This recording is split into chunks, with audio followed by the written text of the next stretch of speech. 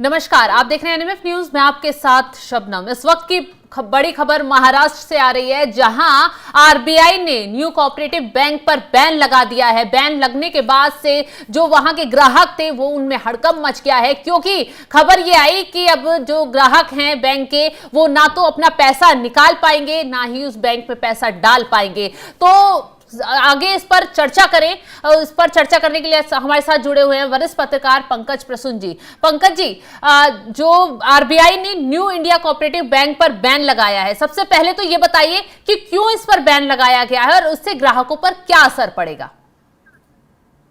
नहीं, एक economic offence wing होता है। हाँ। और इकोनॉमिक ऑफेंस विंग ये जो था वो वहां महाराष्ट्र के जो कोऑपरेटिव बैंक्स थे उनके वित्तीय सेहत की जांच कर रहा था। हाँ। न्यू इंडिया कोऑपरेटिव बैंक को लेकर कई तरह की शिकायतें आ रही थी। सबसे बड़ी शिकायत ये थी कि इसके पास लिक्विड एक अमाउंट होता है, मनी होता है जो कि रखना होता है हर बैंक को। हाँ। इसके पास वो पर्याप्त मात्रा में नहीं थे। इसके अलावा इस बैंक के फंक्शनिंग में कई गड़बड़ियां पाई गई और इस बात की आशंका थी आरबीआई को कि अगर अभी नहीं रोका गया तो लोगों के पैसे डूब जाएंगे, ये भाग जाएगा कहीं। और इन्हीं सबको देखते हुए फिलहाल आरबीआई ने यह कहा है कि ना तो तुम पैसे किसी के लोगे, ना किसी तरह का लोन दोगे किसी को, और मतलब कि तुम पैसे न ले सकते हो ना दे सकते हो। तो इसमें ग्राहकों का क्या कसूर है? जिनका पैसा, जिन्होंने वहां पैसा जमा किया है, जो निकालने जा रहे थे, लोगों का बयान में सुन रही थी तो कुछ लोग कह रहे थे कि हमने तो कल ही पैसे डाले हैं, तो हमें तो ये इन्फॉर्मेशन देनी चाहिए थी। तो दर्शकों को खैर पहले बयान सुनवा देते हैं कि जो लोग वहां पैसा डालने और निकालने जा रहे थे उनका क्या कुछ कहना है। कोई कुछ बोला नहीं। कल पैसा डाला तो कोई कुछ बोला नहीं। कल डाल के गए पैसा, ये 60,000 डाल के गए, मैं 10,000 डाल, कुछ बोला नहीं। तो बोलना चाहिए ना कि बाबा इसी आगे वाली बात है, कुछ नहीं बोला। तो हम अभी क्या कर सकते हैं इनको? कितना विड्रॉल करने दे रहे पैसा? पैसा नहीं, अभी लॉकर खाली लॉकर के लिए दे रहे, पैसे का नहीं। पैसे का ऐसा बोल रहे कि 6 महीने तक आपका मिल जाएगा, बोले अभी मिलना चाहिए, नहीं तो 3 महीने। तो घर में क्या प्रोग्राम है आपको? क्या मतलब क्या है? अभी इधर डालो, निकाल के खाओ, खर्चा करो, ये है हमारा हाल घर में। तो घर का कोई ईएमआई चल रहा है आपका? हाँ, ईएमआई है ना, अभी एसी लिया है, अभी लिया है गए महीने में। हाँ? और फ्रिज लिया है ना, वॉशिंग मशीन लिया है, क्योंकि अभी तो मेरा घर बन गया है, तो अभी मैंने ईएमआई पे सब यहाँ से ये जाता है हफ्ता। अभी कहाँ से मैं क्या करूँ? महीना चलाओ कि क्या करूँ मैं, ये समझ में नहीं आ रहा है। पंकज जी, ग्राहक तो परेशान हो ही रहे हैं, लेकिन घोटाला बैंक करे, अनियमितता बैंक में हो, ग्राहकों की क्या गलती है? वो क्यों भुगतान करें? ग्राहकों की कोई गलती नहीं है। और हाँ। ग्राहकों के पैसे न डूबे, इसी से बचाने के लिए आरबीआई ने इस पे ताला लगाया है। क्योंकि अगर करने दिया जाता तो ये बैंक ग्राहकों के पैसे लेकर भाग जाता, बंद कर देता। हाँ। और फिर कोई कुछ नहीं कर पाता। हाँ। अभी आरबीआई ने कहा कि जैसे थे तुरंत फ्रीज करो। और किसी को इमरजेंसी हुई तो फिर? नहीं, आरबीआई ने कहा कि 3 महीने के अंदर हम सारे पैसे जो भी लोगों ने जमा किया उनको उनके पैसे लौटा दिए जाएंगे। हाँ। लेकिन मैं एक बात और कहना चाहता हूं इस देश के सारे लोगों से, जब भी आप किसी इस तरह के कोऑपरेटिव बैंक में या चिट फंड कंपनी में पैसे लगाते हो ना, तो आप इस लालच में लगाते हो कि मुझे कुछ इंटरेस्ट ज्यादा मिलेगा। हाँ, कुछ ज्यादा रिटर्न मिलेगा। लेकिन पंकज जी, सावधान हो जाओ, सतर्क। हाँ। इसलिए कह रहा हूं मैं, सावधान होने की तो जरूरत है ही, लेकिन एक सूत्रों के हवाले से एक बड़ी खबर और आ रही है कि जब से ये न्यू कोऑपरेटिव बैंक पर बैन लगाया, आरबीआई ने ताला लगाया है, तब से शरद पवार टेंशन में है। और खबर यह है कि शरद पवार के ही जो खजाना है उसी पर अमित शाह के जरिए चोट मारी गई है। क्या ये सच है? और कोऑपरेटिव बैंक से शरद पवार का क्या लेना देना है? हाँ, मैं पूरी कहानी बता देता हूं कि न्यू इंडिया कोऑपरेटिव बैंक या महाराष्ट्र का कोऑपरेटिव सोसाइटी घोटाला क्या है। सबसे पहले तो ये समझ लें दर्शक कि पिछले 10 साल में 600 के आसपास अर्बन और रूरल कोऑपरेटिव बैंक्स बंद हो चुके हैं। ये आंकड़ा है आरबीआई का।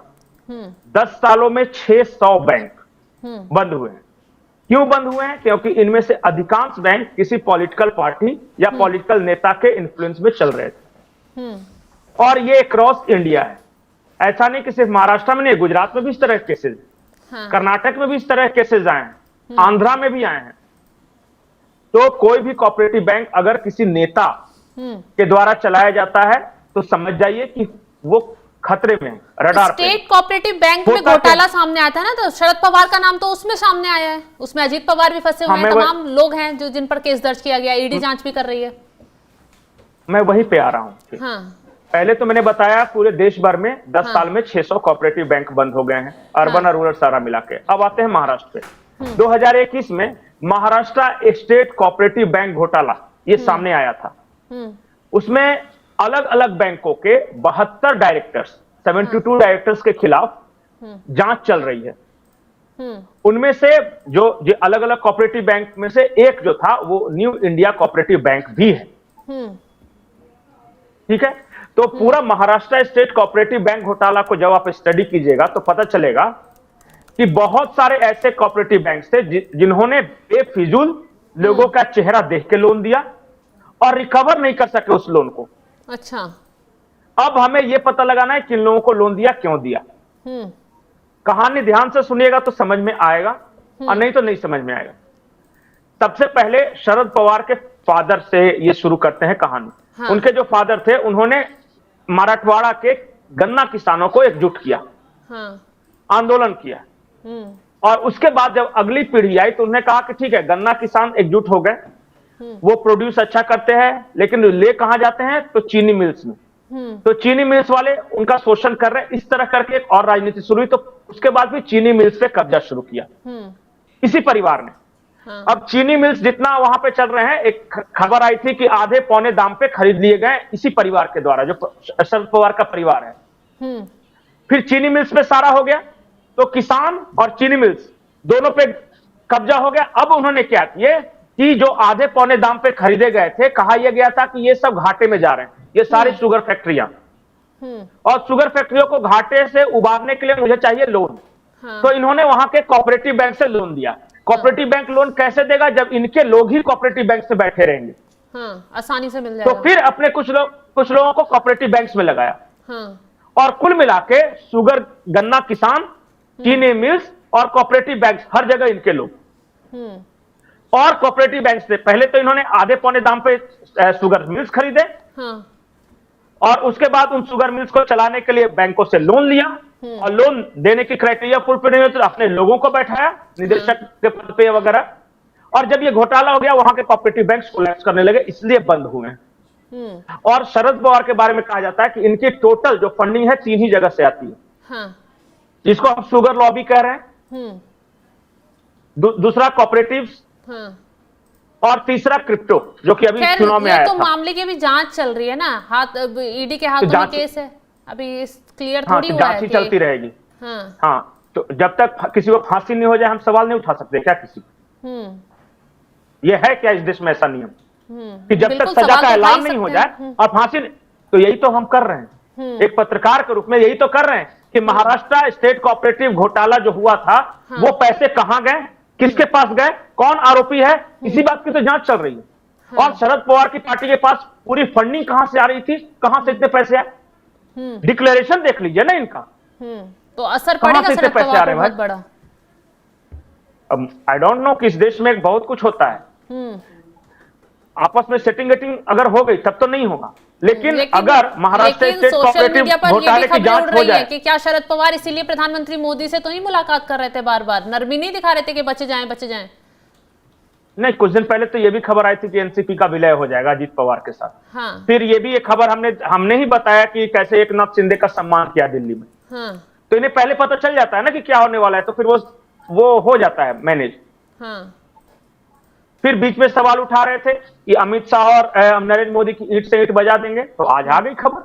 कल से फिर कुछ बातें होंगी, मुलाकातें होंगी, फिर हो जाएगा। और हमारे जैसे पत्रकार और आपके जैसे यही कहते रहेंगे अभी तो आरोप ही है ना, तो आरोप लगने से क्या होता है, तो कल लगता रहेगा। यही इस देश में चल रहा है। और हम मराठा, गैर मराठा, दलित, फॉरवर्ड, हिंदू, मुस्लिम लगे पड़े हैं। लोग मलाई खा रहे हैं, करोड़ों अरबों की संपत्तियां बना रहे हैं।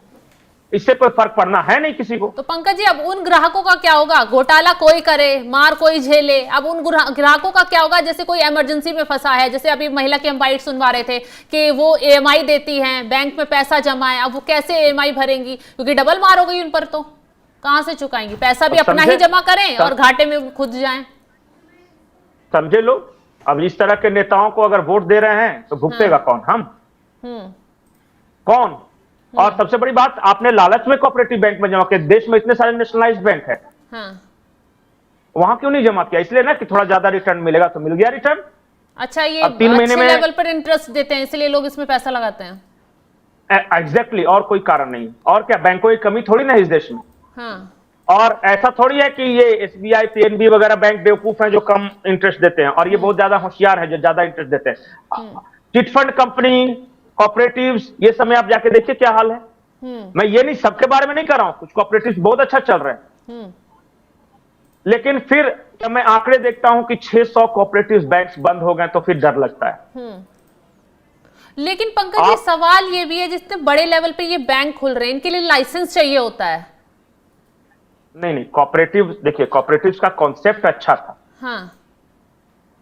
कि कुछ उसमें पता है ना, कुछ किसान भी मेंबर रहते हैं उसके बोर्ड में, कुछ बहुत सारे लोग, तो ये कॉन्सेप्ट खराब नहीं है। और कोऑपरेटिव अगर अच्छे से चला, देखिए अमूल कोऑपरेटिव कितना अच्छा चल रहा है। इसी देश में है ना, वो आनंद वाला। तो देखिए, नियत से चलाएंगे। अगर कोई पैसे खाने पे ही पड़ जाए कि वहां जितना पैसा आएगा मैं खा जाऊंगा, घपला घोटाला कर लूं, तो कोई भी क्या कर सकता है किसी भी जगह पे। कोऑपरेटिव खराब नहीं है, इसको चलाने वाले लोग कुछ खराब हैं, और उन्होंने पूरी नेतागिरी ही इसी पे की। बिल्कुल सही कहा पंकज जी आपने। तो तमाम जानकारी देने के लिए बहुत बहुत शुक्रिया। तो जिस तरीके से कोऑपरेटिव बैंक पर RBI ने ताला लगा दिया, उससे ग्राहकों पर तो असर पड़ा ही है, लेकिन शरद पवार पर भी जांच की आंच पहुंच सकती है, क्योंकि स्टेट कोऑपरेटिव बैंक घोटाले में पहले से ही शरद पवार जांच के घेरे में है। तो कहीं ना कहीं ये कहा जा रहा है कि जो कोऑपरेटिव बैंक पर अब बैन लगाया गया है, उससे शरद पवार के खजाने पर बहुत बड़ा असर पड़ेगा। जी, कुछ कह रहे हैं आप? आखिरी point, direct Sharad Pawar involve नहीं है, मैं साफ कर रहा हूं। लेकिन उनके कौन कौन से लोग इस बैंक के बोर्ड में थे, उसके बारे में जानकारी जरूर होनी चाहिए और जांच जरूर होनी चाहिए उनकी। बिल्कुल, जांच का विषय है। अब ये RBI तय करेगा कि आगे बैंक का क्या होना है जांच के बाद। हालांकि लोगों को समय दिया गया है, उन्हें 3 या 6 महीने में उनका पैसा वापस मिल जाएगा। अब कब तक ये चीजें क्लियर हो पाएंगी, ये तो RBI ही तय करेगा। फिलहाल जिस तरीके से अब ये खबर सामने आई है, हड़कंप मचा हुआ है लोगों का, वो जल्द ही सॉल्व करने की तैयारी भी की जा रही है। फिलहाल इस खबर पर आपकी राय क्या है, कमेंट कर जरूर बताएं। तमाम खबरों के अपडेट के लिए आप बने रहे हमारे साथ। नमस्कार।